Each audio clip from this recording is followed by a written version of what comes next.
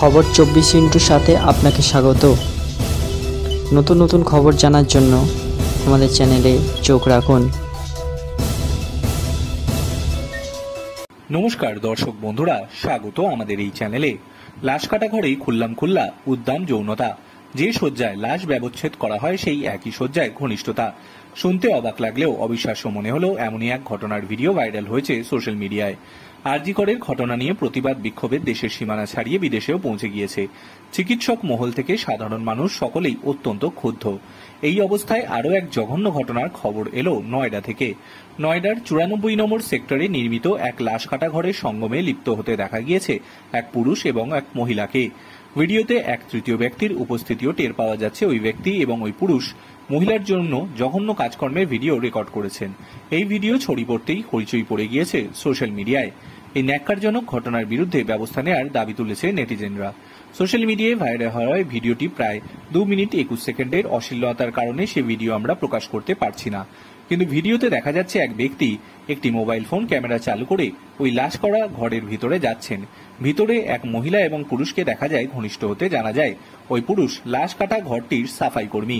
তাদের ভিডিও তৈরি হচ্ছে দেখেও কোনো গোপনীয়তা অবলম্বন করার চেষ্টা দেখা যায়নি ওই মহিলা এবং সাফাই কর্মীর মধ্যে, বরং ভিডিওটি যিনি রেকর্ড করছেন তার কাছে তারা একটি চাদর চায়। এরপর ওই ব্যক্তি অন্য একটি ঘরে যান, সেখান থেকে একটি সাদা রঙের চাদর বের করে এনে তাদের দেয়। মহিলা এবং পুরুষ সাফাই কর্মীকে দেখা যায় অন্তরঙ্গ হতে কিছুক্ষণের জন্য বাইরে গিয়েছিলেন। ভিডিও করা ব্যক্তিটি ফিরে এলে সাফাই কর্মী ওই মহিলার প্রকাশ্যেই অত্যন্ত আপত্তিকর অবস্থায় দেখা যায়। ভিডিও রেকর্ড করা ওই ব্যক্তির সঙ্গে তাদের কিছু কথাও বলতে দেখা যায়। ওই মহিলা সম্ভবত ভিডিও রেকর্ডের বিষয়ে আপত্তি জানান, তবে ওইটুকুই। এরপর পুরুষ এবং মহিলা দুজনেই ফের ঘনিষ্ঠ হতে শুরু করেন। কোন রকম রাগঢাক ছাড়াই, এমনকি ধীরে ধীরে মহিলাকে বিবস্ত্র করতে থাকেন ওই সাফাই কর্মী। সবটাই ভিডিওর সামনে। প্রাথমিকভাবে জানা গিয়েছে ওই লাশ কাটা ঘরের একটি কক্ষে ডিপ ফ্রিজার রাখা আছে, যেখানে সারা জেলা থেকে আসা লাশগুলি নিরাপদে রাখা হয় এবং তাদের ময়না তদন্ত করা হয়। সেই ঘরে এই জঘন্য ভিডিওটি রেকর্ড করা হয়েছে, তবে এটি কবেকার ঘটনা তা স্পষ্ট নয়। তবে সোশ্যাল মিডিয়ায় ব্যাপকভাবে শেয়ার করা হয়েছে ভিডিওটি। প্রশ্নের মুখে পড়েছে স্বাস্থ্য দপ্তরের কাজকর্ম। পুরুষটি ওই লাশ কাটা ঘরের সাফাই কর্মী বলে জানা গেলেও মহিলার পরিচয় জানা যায়নি। তিনি বহিরাগত বলেই প্রাথমিকভাবে মনে করা হচ্ছে।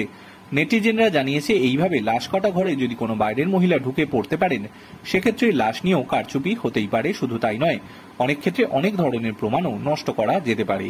এই বিষয়ে প্রশ্নের মুখে পড়েছেন জেলার chief medical officer doctor Sunil Sharma. তিনি জানিয়েছেন, ভিডিওতে যে সাফাই কর্মীকে দেখা যাচ্ছে তিনি এর আগে ডানকাউর হাসপাতালে ছিলেন। কিছুদিন আগে তাকে ওই লাশ কাটা ঘরে মোতায়েন করা হয়েছিল।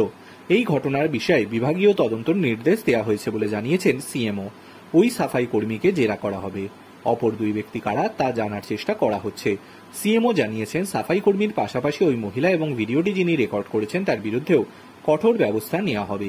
নয়ডা পুলিশ বলেছে এই ঘটনার বিষয়ে ইতিমধ্যেই একজনকে আটক করা হয়েছে, তাকে জেরা করা হচ্ছে। তথ্য প্রমাণের ভিত্তিতে পরবর্তী ব্যবস্থা নেওয়া হবে। Bureau report.